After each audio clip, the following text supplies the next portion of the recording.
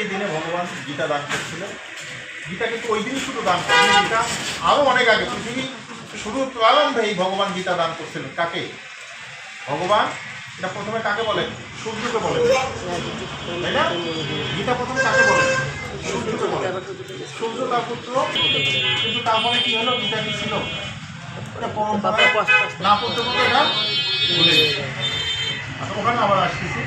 এখন আজকে এই পবিত্র দিনে, এই পবিত্র তিথিতে আমরা আজকে সবাই একত্রিত হয়েছি ভগবানের শ্রীপাদ পদ্মে। এই মোক্ষদা একাদশীর দিনে আমাদের গীতার একটা অধ্যায় আছে, নাম হলো মোক্ষযোগ। মোক্ষ কোথায় লাভ করা যায়? মরে যাওয়ার পরে।